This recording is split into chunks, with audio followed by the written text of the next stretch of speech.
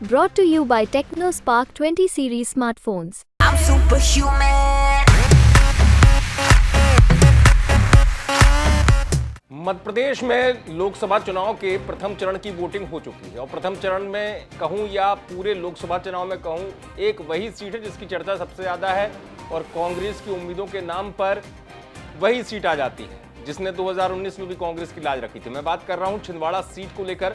Chhindwara seat को लेकर सबके अपने अपने भले दावे हों, बीजेपी ने पूरी ताकत भले ही झोंकी हो, केंद्रीय आलाकमान ने ताकत लगाई, लेकिन जीतू पटवारी को जीत दिख रही है, जोश में है जीतू पटवारी छिंदवाड़ा सीट को लेकर।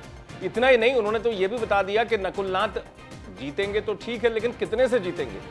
दरअसल एक निजी चैनल से जीतू पटवारी बात कर रहे थे और एक निजी चैनल से बातचीत के दौरान ही उनसे छिंदवाड़ा को लेकर सवाल किया गया था और इसी सवाल के जवाब में जीतू पटवारी ने कहा कि न केवल नकुल नाथ जीतेंगे बल्कि 1.5 लाख से ज्यादा वोटों से नकुल नाथ यहां जीत हासिल करेंगे।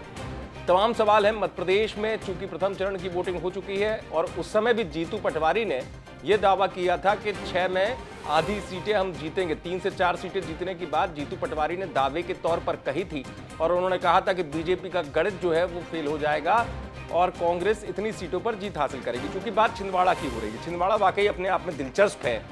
भले ही कांग्रेस तमाम सीटों पर जीत का दावा कर रही हो, चाहे वो चंबल अंचल की हो, चाहे वो ग्वालियर की हो, लेकिन छिंदवाड़ा सीट जो है अभी भी, क्योंकि 2019 में सिर्फ एक सीट छिंदवाड़ा कांग्रेस के खाते में गई थी, उसी सीट पर कांग्रेस को सबसे ज्यादा भरोसा है। हालांकि इस बात से इनकार नहीं किया जा सकता कि नकुल नाथ के सामने बीजेपी आलाकमान ने कमलनाथ के सामने इतना बड़ा चक्रव्यूह पैदा किया कि कमलनाथ खुद घिरते हुए नजर आए, क्योंकि उनके तमाम साथी उनको छोड़कर बीजेपी में चले गए और कमलनाथ जो है, कमलनाथ अकेले पड़ गए। लेकिन वोटिंग के दिन कमलनाथ की रणनीति कहें या कमलनाथ की पुरानी, जिसे कहते हैं कि अनुभव की नीति, वो काम आती हुई नजर आई। पुराने साथी लौट भी आए विक्रम के।